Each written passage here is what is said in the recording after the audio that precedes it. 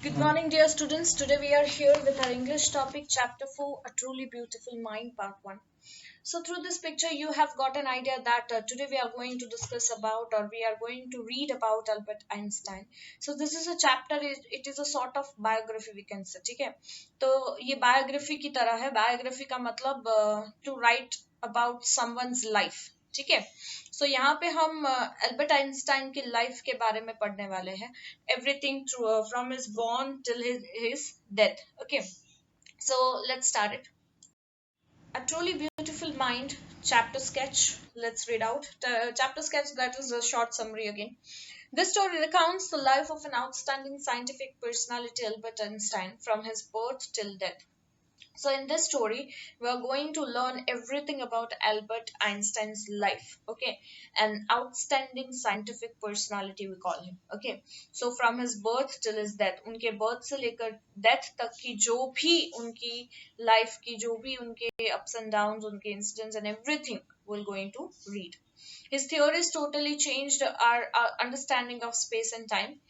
वो theory क्या है about space and time will read out in story in detail, but right now उनकी जो theory थी उन्होंने बहुत सारे changes लाए to understand space and time. Of course, though he was not successful in his family life, we all know that Albert Einstein एक बहुत ही ज्यादा successful personality है, but ऐसी भी एक चीज है जहां पे वो सक्सेसफुल नहीं रहे, that is his family life. ठीक है, अपनी फैमिली लाइफ में with his wife and children somewhere we can say his family life was not successful. Okay, but no doubt in scientific explore he got or he won Nobel Prize for Physics in 1921. Scientific explore में उन्होंने जो भी exploration किया scientifically, right? So उसमें absolutely he was a successful man, and that's why he won the Nobel Prize for Physics in 1921. He was known as a visionary and world citizen as much as a scientific genius. उन्हें बहुत सारे नामों से जाना जाता है, right? According to his personality he is a visionary. Okay, visionary यानी एक ऐसा विजन देखना, एक ऐसी चीजें इमेजिन करना जो शायद हम इमेजिन नहीं कर सकते. ओके, या फिर फॉर एग्जाम्पल जैसा मैं बोलूं कि पहले लोगों के लिए ऐसा उड़ना, राइट? वो क्या था, वो सोचते थे कि ये तो बेवकूफी वाली बात है, it's not possible. But then after there was invention of aeroplane and all such के लोगों को भी उड़ाया गया. समझ में आ रहा है? सो ऐसी दूर की सोच हर एक के पास नहीं होती, right? That's why Albert Einstein is an visionary, obviously is a visionary and world citizen का खिताब भी उनको दिया गया, and there was a reason behind it. okay, और वो reason हम story में जल्द पढ़ेंगे. world citizen यानी वो सिर्फ usually citizens आप अगर हो तो आप अपने country के citizen हो. okay, but आइंस्टाइन ने ऐसा कुछ किया जिसकी वजह से उन्हें वर्ल्ड सिटीजन मिला. वर्ल्ड सिटीजन कहा जाता है कि यूजुअली हम जब सोचते हैं we always think about our own country. We always think about India, right? अगर वो मैच भी हो तो भी हम क्या सोचते हैं, हाँ इंडिया जीतना चाहिए, right? So in that manner अगर बट हम आइंस्टाइन की बात करें तो आइंस्टाइन की जो थॉट था वो बहुत डिफरेंट था, एंड उसके पीछे का जो रीजन है, राइट, जिसकी वजह से उन्हें वर्ल्ड सिटीजन कहा गया. वो सिर्फ अपनी कंट्री के ही सिटीजन नहीं थे, but he was the citizen of the world. Okay, and as much as a scientific genius, obviously we all know as him as a scientific genius, right? So let's move further. So now we'll go in detail, that is a chapter highlights. ये मैंने point wise दिए हैं, and then after हम chapters के lines के through reading करते जाएंगे. ठीक है? So chapter highlights देखो, Albert Einstein was born in 1879 in Germany. Okay, Albert Einstein का born कहाँ हुआ था? Germany में in the year 1879. His mother thought him to be abnormal because of his large head. जब वो born हुए तो might be उनका जो सर है, head है, वो थोड़ा बड़ा था size में. हमने pictures भी देखे उनके, actually उनका head normal से थोड़ा बड़ा है, we can say, right? तो उनकी mother को ऐसा लगा कि शायद उनका बच्चा कहीं abnormal तो नहीं है. Getting? So that was the thing, that was the thought of his mother, that उनका बच्चा कहीं abnormal तो नहीं है, या उनको ऐसा डाउट था that his child is abnormal. Okay, during his childhood Albert did not play with other children, preferring mechanical toys instead. See genius जो होता है वो बचपन से ही वो निशानी दिख जाती है, राइट जैसे उनके बचपन में भी एल्बर्ट कैसे थे कि वो कभी भी बच्चों के साथ नहीं खेलते थे, इंस्टेड वो क्या प्रेफर करते थे, मैकेनिकल टॉयज प्रेफर करते थे. वो बच्चों के साथ ना खेल के वो मैकेनिकल टॉयज से खेलते थे, राइट. मैकेनिकल टॉयज हो सकता है कि किसी भी टॉयज को क्या कहते हैं असेंबल्ड करना, उसे खोलना वगैरह वगैरह, ठीक है. During his school days he did well in studies though not impressing his headmaster. School day के बाद में आते हैं. सो स्कूल डेज में ऐसा था कि ही did well in studies, studies में वो अच्छे थे या उन्होंने अच्छा काम किया, बट फिर भी वो अपने हेडमास्टर को इम्प्रेस नहीं कर पाए, ठीक है. Headmaster we can call as a principal. Okay, however he became a gifted amateur violinist. Okay, so see कुछ चीजें कैसी होती है, गॉड गिफ्ट होती है, राइट. कुछ चीजें क्या है कि पहले से ही ऑटोमेटिकली आप में वो एक आर्ट होता ही है. ओके, सो यहाँ पे भी ऐसा था कि वो भले शायद स्टडीज में इतने अच्छे नहीं थे according to his headmaster, but he became a gifted amateur violinist. Amateur का मतलब होता है doing for pleasure only, right. उन्हें we can say कि उन्हें वायलिन बजाने का एक शौक था. सी जो भी चीजें हमारी पैशनेट होती है वो डायरेक्टली हम सीख जाते हैं, या वो कहते हैं ना बाय बॉर्न आ जाता है, वो हमें आता ही होता है, right. So in that manner violin बजाने का उनका एक अपना ही शौक था और वो अच्छा खासा बचा लेते थे, ठीक है. He left school at the age of 15 due to the strict regimentation यानी discipline there, राइट. उन्होंने 15 साल की एज में ही अपना स्कूल छोड़ दिया क्योंकि वहां पे स्ट्रिक्ट डिसिप्लिन थी, ठीक है. He shifted to Switzerland to continue his scientific studies at the University of Zurich. और उसके बाद वो स्विट्जरलैंड चले गए अपनी स्टडीज को कंटिन्यू करने के लिए, बट कौन सी स्टडीज, साइंटिफिक स्टडीज को कंटिन्यू करने के लिए at the university of Zurich. Okay, in the university he fell in love with a fellow student Mileva Maric, a Serbian girl. जब वो यूनिवर्सिटी में अपनी साइंटिफिक स्टडीज को कंप्लीट करने के लिए गए, he fell in love with a fellow student, अपनी एक स्टूडेंट से उन्हें लव हुआ, and her name was Mileva Maric, और वो एक सर्बियन गर्ल थी, ठीक है. आफ्टर सिक्योरिंग अ जॉब, उसके बाद अच्छी खासी एक जॉब सिक्योर करने के बाद ही मैरिड टू मिलेवा, वही जो स्टूडेंट थी, राइट, उनकी फेलो स्टूडेंट थी, उन्हीं के साथ उसने शादी कर ली. And they had 2 children. Okay.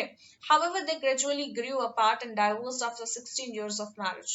उनकी शादी हो गई, 2 बच्चे थे, and then after 16 years उनकी शादी को हो गया, right. उनके बाद might be उन लोगों के बीच में नहीं जमी, and that's why they grew apart and divorced. Okay, they took divorced. So that's why हमने आगे पढ़ा था कि उनकी फैमिली लाइफ जो थी वो सक्सेसफुल नहीं थी, ठीक है. After graduating, Einstein found stable job as a technical expert in the patent officer in Bern. Okay. So अपना ग्रेजुएशन कंप्लीट करने के बाद उन्होंने एक स्टेबल जॉब फाइनली फाउंड कर ली, and that stable job was a technical expert in the patent office, right. So technical expert we all know के technician जो होते हैं, जो एक्सपर्ट होते हैं उस वर्क में. बट पैटेंट ऑफिस क्या है? पैटेंट ऑफिस का मतलब होता है government office certifying new inventions. एक ऐसी गवर्नमेंट ऑफिस जो नए नए इन्वेंशंस को सर्टिफाई करती है, ठीक है. और we all know how was Einstein. So ये पैटेंट ऑफिस कहाँ थी, कौन सी जगह पे थी? It was born, BERN. Okay, there he continued his scientific experiments side by side. तो वहां पे पैटर्न ऑफिस में ये काम करते करते साइड बाय साइड वो अपना साइंटिफिक एक्सपेरिमेंट भी करने लगे थे. ओके, वो भी उन्होंने कंटिन्यू ही रखा जॉब के साथ, ठीक है. In 1905 he stated his special theory of relativity which related time and distance, giving rise to the well-known E equals to mc square equation relating mass to energy. सो इन 1905, इसे हम 1905 भी बोलते हैं और इसे हम 1905 कहते हैं, ठीक है। सो 1905 में उन्होंने एक स्पेशल थियोरी बनाई एंड दैट स्पेशल थियोरी वो ऑफ रिलेटिविटी थी, की थियोरी थी, ओके।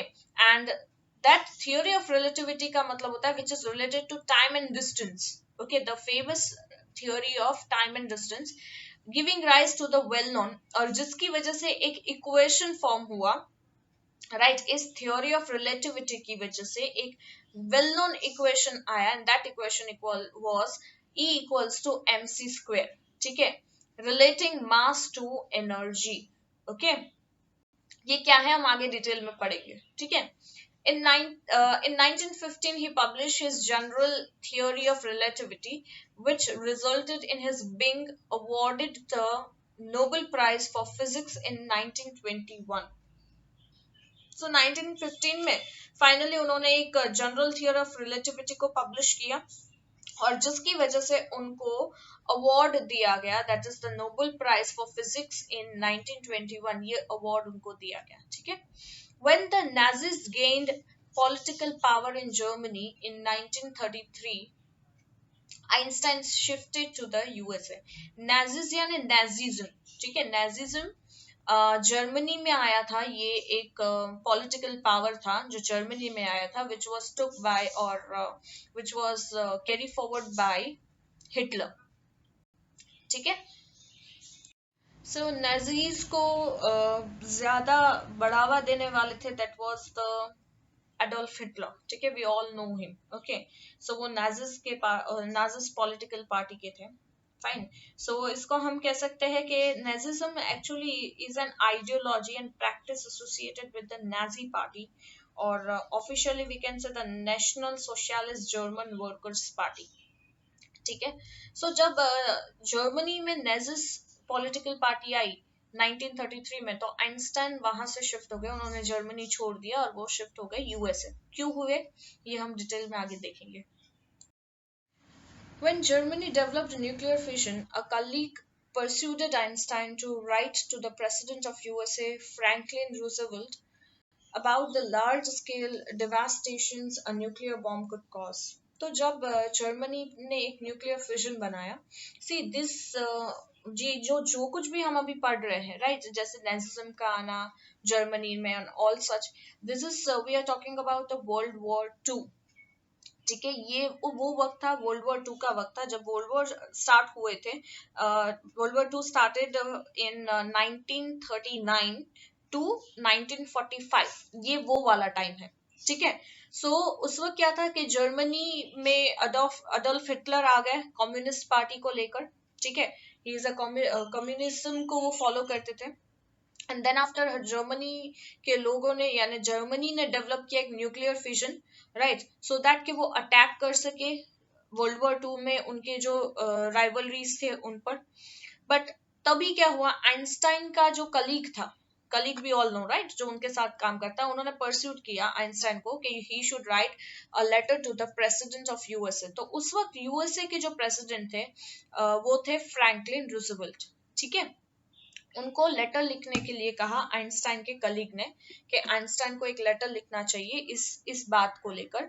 और क्या मैटर था, द मैटर वाज कि अगर न्यूक्लियर बॉम्ब ब्लास्ट होता है तो there would be a large scale devastation. Devastation का मतलब होता है डिस्ट्रक्शन, राइट, वो बॉम्ब ब्लास्ट बहुत हद तक क्या करेगा, डिस्ट्रक्शन ला सकता है, okay.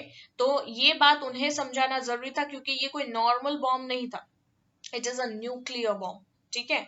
so this resulted in the USA developing its own nuclear bombs। और ये जब आइंस्टाइन ने ये लेटर लिखा उसके बाद यूएसए ने भी अपना एक न्यूक्लियर बॉम्ब क्या किया, डेवलप करना शुरू किया, एंड उसी के बाद using them on Japan near end of the war. तो एंड ऑफ द वॉर के वक्त जापान पर, वही जापान के दो सिटीज पर, that was Hiroshima and Nagasaki, Hiroshima और नागासाकी पर ये दो बॉम्ब ब्लास्ट, ये न्यूक्लियर बॉम्ब्स ब्लास्ट किए गए थे, ठीक है, by USA, okay. So Einstein ने तो सिर्फ यही लेटर लिखा था कि न्यूक्लियर बॉम्ब कितना डिवास्टेटिंग हो सकता है, एंड इट वाज, आप अगर इसका एक डिस्ट्रक्शन जानना चाहते हो तो न्यूक्लियर बॉम्ब का आप गूगल सर्च कर सकते हो कि जापान के सिटीज में हिरोशिमा और नागासाकी में जो न्यूक्लियर बॉम्ब ब्लास्ट हुआ था, it was so devastated that अभी तक उस ब्लास्ट का असर है। सी, ये जो न्यूक्लियर ब्लास्ट होते हैं वो इट्स नॉट लाइक के वो बॉम्ब फटा एंड वहां के जो लोग थे वो फिनिश हो गए। It is a type of gas released from the bomb, okay. And वो गैस की स्मेल करते या टच, वो अगर आपकी स्किन को टच होती है तो ऑटोमेटिक आपकी स्किन जलने लगती है, गेटिंग, आपकी बॉडी पिघलने लगती है। और इवन वहां का एग्रीकल्चर से लेकर छोटे से छोटे क्रिएचर से लेकर एवरीथिंग वाज डिस्ट्रॉयड। और अभी भी वहां पे जापान में कभी भी, मतलब इसका जो असर है वो बहुत ईयर्स तक रहा कि वहां पे न्यूबॉर्न बेबी भी कहीं ना कहीं हैंडीकैप पैदा होते हैं, ठीक है। So it was so devastating. तो ये बात आइंस्टाइन फ्रैंकलिन रूजवेल्ट को समझाना चाहते थे, ठीक है। shocked by the extent of the destruction caused by these bombs, यानी यूएसए ने जो जापान पे बॉम्ब ब्लास्ट किया उसका जो डिस्ट्रक्शन था, जैसे मैंने समझाया, उससे वो शॉक्ड था, okay. Einstein wrote to the United Nations, फिर आइंस्टाइन ने यूएन को लेटर लिखा, ठीक है। यूनाइटेड नेशंस को लेटर लिखा। यूनाइटेड नेशंस एक ऐसा वर्किंग है, जैसे हम जो अभी जो पढ़ते हैं, WHO है, यूनेस्को है, ये सारे किसकी एजेंसीज है? This are the agencies of United Nations, right. ये एसएस में आप पढ़ोगे यूनाइटेड नेशंस क्या है डिटेल में। फिलहाल इतना मैं समझा दूं कि यूनाइटेड नेशंस की एक कोशिश होती है कि वो वर्ल्ड में कभी भी वॉर्स ना होने दे, सारी कंट्रीज को डेवलप करे, वो चाहे हर एक तरीके से, फाइनेंशियली हो, वो चाहे हेल्थ वाइज हो, ठीक है। सो इसलिए आइंस्टाइन ने यूनाइटेड नेशंस को एक लेटर लिखा to stop the arms buildup by forming a world government. तो उन्होंने ये कहा कि जितने भी आर्म्स बिल्डअप हो रहे हैं, आर्म्स यानी एम्यूनिशंस, बॉम्ब्स, राइट, वर्ड्स से रिलेटेड जितने भी जो हमें चाहिए, राइट, वेपन्स क्रिएट हो रहे हैं, राइट, उससे ये बिल्डअप को रोकना चाहिए। कैसे रोकोगे? Forming a world government. आप एक वर्ल्ड गवर्नमेंट की तरफ फॉर्म हो जाओ, आप लोगों को, आप हर एक कंट्रीज के प्रेसिडेंट या जो भी उसका हेड है उसको इकट्ठा करो, राइट, एक गवर्नमेंट फॉर्म करो कि कोई भी अपनी कंट्री में ऐसे आर्म्स बिल्डअप नहीं करेगा। So he used his popularity to campaign for peace and democracy during the next 10 years, ठीक है। उस वक्त से लेकर उन्होंने, क्योंकि नोबेल प्राइज विनर थे तो ऑब्वियसली कि वो पॉपुलर तो हो ही चुके थे, तो अपनी पॉपुलैरिटी को यूज करके उन्होंने बहुत सारे कैंपेन किए पीस के लिए, डेमोक्रेसी के लिए, राइट, लोगों को समझाया, लोगों को इकट्ठा किया इन दैट मैनर। और ये नेक्स्ट 10 years तक उन्होंने ये हार्डवर्क किया कि हमारे वर्ल्ड में, राइट, हमारे अर्थ पे एक पीसफुल एटमोसफियर क्रिएट हो, टिल हिज डेथ इन 1955। ये कब तक किया? जब तक वो जिए, उसके बाद तब तक ये किया, ठीक है। 1955 में उनकी डेथ हुई, तब तक उन्होंने यही काम किया। He was known and celebrated as a visionary and world citizen, जिन्होंने एक आइडिया दिया वर्ल्ड गवर्नमेंट का, जिन्होंने यूएसए के प्रेसिडेंट को रोकने की कोशिश की कि अगर ऐसा कोई बॉम्ब ब्लास्ट होता है, जो जर्मनी एक्चुअली करने वाला था, राइट, तो उसका डिवास्टेशन रिजल्ट क्या हो सकता है, right. Then he also wrote a letter to the United Nations, means being a citizen he has fulfilled all the duties जो हर एक citizen की होती है, and that's why he was known and celebrated as a visionary and a world citizen and as much as a scientific genius। उनके जैसा scientific genius हम सोच भी नहीं सकते, right। सो यहाँ तक हम कह सकते हैं कि हमने स्टोरी के कुछ कुछ इंपॉर्टेंट पॉइंट्स पढ़ लिए हैं। अब हम चैप्टर वाइज जाएंगे, ठीक है, हम चैप्टर वाइज उसको रीड करते जाएंगे and I am going to explain it, okay. So a truly beautiful mind, let's move on. Albert Einstein was born on 14th March 1879 in the Germany city of Ulm, without any indication that he was destined for greatness, ठीक है। Albert Einstein का born कहाँ हुआ? In Germany, city of Uloom, ठीक है, Germany की एक city है उल्म, वहां उनका बर्थ हुआ, राइट। एंड कब हुआ? 14th March 1879 को। और किसी को भी ये इंडिकेशन नहीं था, किसी को भी ये आइडिया भी नहीं था कि ये जो बंदा है, राइट, वो एक क्या कहते हैं कि वो फ्यूचर में कुछ इतना ग्रेट काम करने वाला है. Nobody knows about that. Okay, obviously, but ये बंदा इतना सक्सेसफुल होगा ये किसी ने नहीं सोचा था. On the contrary, his mother thought Albert was a freak. जैसा हमने आगे पढ़ा कि ये इतना ग्रेट पर्सनालिटी बनने वाला है वो तो दूर की बात है, बट अभी के वक्त जब वो बॉर्न हुआ, because his head was too large, और उसका हेड बड़ा था, राइट, सो उसकी मदर को लगा कि कहीं उसका बेटा अब नॉर्मल तो नहीं है. फ्रिक यानी अ वर्ड यूज डिस approvingly to talk about a person who is unusual and doesn't behave, look or think like others. मतलब क्या है कि एक ऐसा वर्ड, राइट, जो एक डिसअप्रूविंग शो कर रही है, डिसअप्रूवल दे रही है, और क्या बता रही है, किसी पर्सन को ये बताना या ये जस्टिफाई करना कि वो पर्सन अनयूजुअल है, राइट, या वो थोड़ा अजीब बिहेव करता है, या दूसरों से अलग है, दूसरों से अलग बोलता है, या दूसरों से अलग दिखता है, या दूसरों से अलग सोचता है. जब ऐसी कोई पर्सनालिटी हो तो हम उसे कहते हैं अब नॉर्मल. तो उसकी मदर को ऐसा लगा क्योंकि उसके बेटे का सर बड़ा था, राइट, उसका हेड थोड़ा नॉर्मल बच्चों से बड़ा था, तो उनको लगा कि इसको कोई प्रॉब्लम तो नहीं है, ये अब नॉर्मल तो नहीं है. To her his head seemed much too large. ठीक है. At the age of 2.5 Einstein still wasn't talking. So वो 2.5 साल का हुआ, 2.5 एज का हुआ, इवन वो अभी भी बोलना नहीं सीखा था, right. When he finally did learn to speak he uttered everything twice. But वो जब सीखा तो क्या होता था, वो हर एक चीज को 2 बार बोलता था, जैसे ट्वाइस ट्वाइस, डबल बार बोलना. ठीक है. Einstein did not know what to do with other children.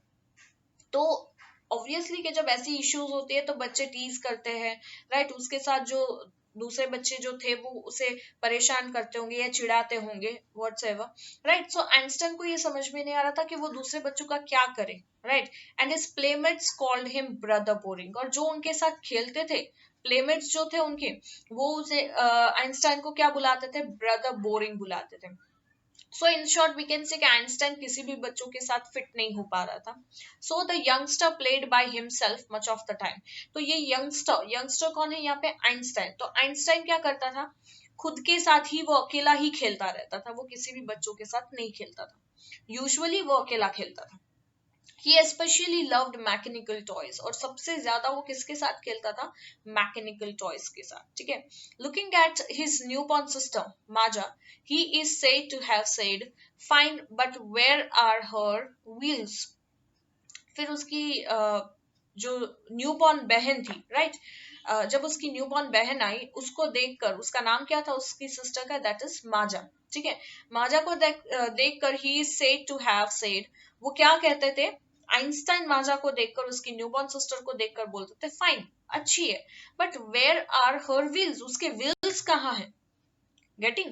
तो मतलब क्योंकि वो एक टेक्निकल इंसान था या मैकेनिकल इंसान था, उसके दिमाग में हमेशा मैकेनिज्म या टेक्निज्म जो ऐसा ही चलता रहता था. ओके. सी ये जो पैरा है, और ये आपके टेक्स्ट बुक में अलग से दिया है, और ये ऐसा कुछ है कि एक छोटी सी स्टोरी आइंस्टाइन के बारे में है, we can say. So let's read out. So Otto Nagebauer, the historian of ancient mathematics, told a story about the boy Einstein that he characterizes as a legend. Right. ये जो हमारा mathematics historian जो है mathematics का, ancient mathematics का, उस name is auto नाइगेबाउर. Right. तो auto ने क्या कहा, ऑटो ने एक छोटी सी स्टोरी यहाँ पे बोली है, a story about a boy Einstein. Einstein के बारे में स्टोरी बोली है, जो उसे कैसे कैरेक्टराइज करता है, आइंस्टाइन का कैरेक्टराइज कैसे किया है एज अ लेजेंड. ठीक है. आइंस्टाइन एक लेजेंड है, ऐसा उनका मानना है ऑटो का. But that seems fairly authentic. और ये ऑथेंटिक है कि नहीं, fairly let's see. As he was a late talker, his parents were worried. क्योंकि आइंस्टाइन ने, हमने देखा कि 2.5 साल तक आइंस्टाइन कुछ भी नहीं बोलते थे, राइट. सो क्योंकि वो लेट टॉकर थे, तो उसके पेरेंट्स भी टेंस थे, वरीड थे कि आगे क्या होगा, ये बच्चा बोलेगा नहीं बोलेगा, क्योंकि ऑलरेडी उसकी मदर को एक डाउट था कि उसका बेटा अबनॉर्मल तो नहीं है, right. At last, at the supper table one night, he broke his silence to say the soup is too hot. और फाइनली वो फर्स्ट टाइम कब बोला, right, at the supper table one night. Supper table का मतलब होता है कि रात को जब डिनर नहीं कहेंगे हम, राइट, सपर का मतलब होता है, so supper means we can say evening food, right, whenever we took evening food, यानी रात का भी नहीं और दोपहर का भी नहीं, हम शाम को जब कुछ खाते हैं तो हम उसे सपर कहते हैं, ठीक है। So at the supper table one night, एक शाम को क्या हुआ, एक रात को जब सपर टेबल पे वो लोग खाने बैठे थे, ही ब्रोक हिज साइलेंस, और फॉर द फर्स्ट टाइम उसने अपनी साइलेंस को तोड़ के कुछ बोला, और क्या बोला, the soup is too hot. Greatly relieved, his parents asked why he had never said a word before. तो वो सब ऐसे कि सडनली अब तक ये बच्चा है, अब कभी कुछ नहीं बोला, और आज बोला तो इतना परफेक्ट और इतना सारा बोल गया कि the soup is too hot, इतना प्रॉपरली उसने प्रोनाउंस किया, प्रॉपर बोला, राइट। तो उसके पेरेंट्स को एक रिलीफ फील हुआ और तुरंत ही ये क्वेश्चन किया कि अभी तक क्यों नहीं बोला उसने, राइट, अब तक वो इतना साइलेंस क्यों था। और एल्बर्ट ने क्या रिप्लाई दिया, जिस रिप्लाई की वजह से हमारे यहाँ पे जो ये जो हिस्टोरियन है, राइट, ये उन्हें लेजेंड कह रहे हैं, क्यों, देखो, because up to now everything was in order. उसने क्या कहा कि अभी तक तो सब कुछ ठीक था, तो मुझे बोलने की जरूरत नहीं पड़ी, बट यहाँ पे उसे लगा कि कुछ बोलना है, so for the first time he broke his silence and speak up. Okay, so this was a small story by one of the ancient mathematician, we can say. Let's move on.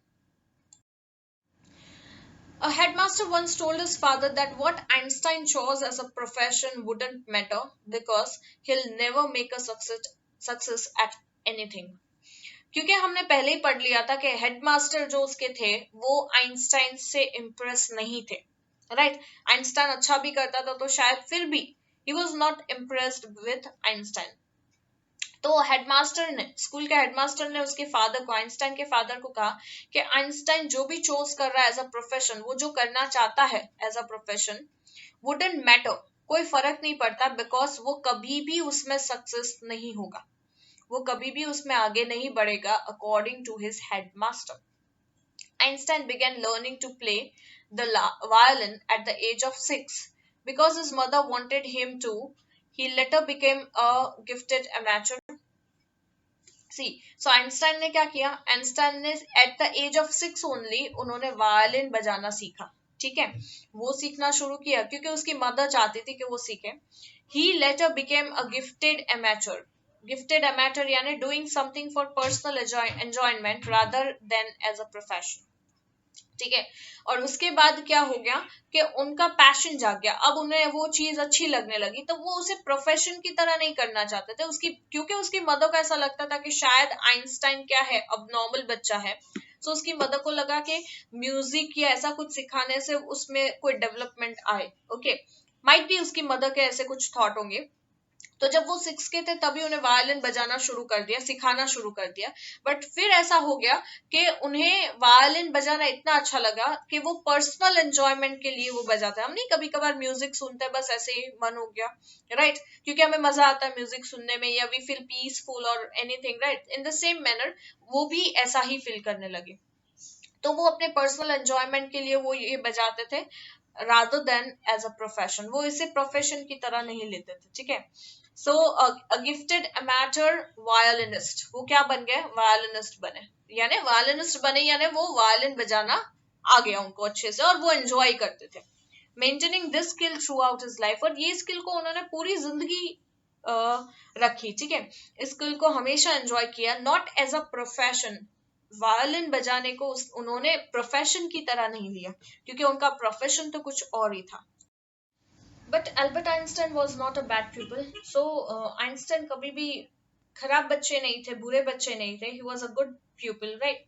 He went to high school in Munich, so अपनी high school के लिए वो कहाँ गए, he went to high school in Munich where Einstein's family had moved when he was 15 months old.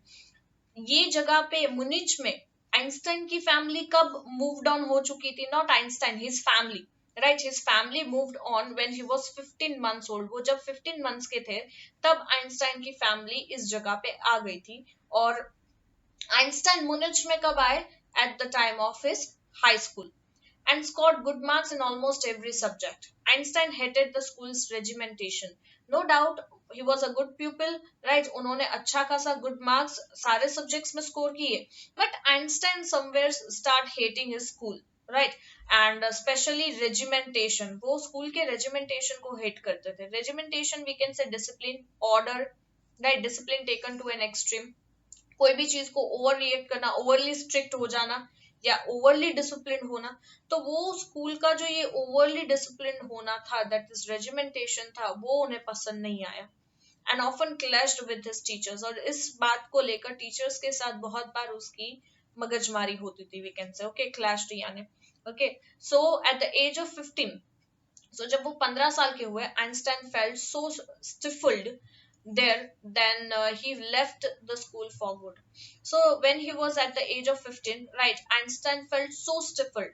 अब वो school उन्हें इतना तंग हो गया था, वो इतना परेशान हो गए थे, वो सो स्टिफल्ड, स्टिफल यानी अनेबल टू ब्रीथ या सफोकेशन फील होना, राइट, वो स्कूल में जाते उन्हें वो सफोकेशन होता था कि यहाँ मुझे नहीं पढ़ना। सो फाइनली उन्होंने एक डिसीजन ले लिया at the age of 15 that he left the school for good, वो यहाँ अब अपनी स्टडीज को कंटिन्यू नहीं करना चाहते, he decided and he left the school. So then happen, okay, उन्होंने दूसरी स्कूल कहाँ गए या वो कौन सी जगह पे गए, then what happened to his life, right, वो सारी चीजें will study in our second part of this chapter, ठीक है। यहाँ पे मैंने हाइलाइटेड पॉइंट्स बता दिए, समरी दिखा दी, and half of the chapter, not half but little bit we have discussed about the chapter, okay। next we'll continue in part 2, for that part first को अच्छे से समझना है, okay। so bye bye, take care।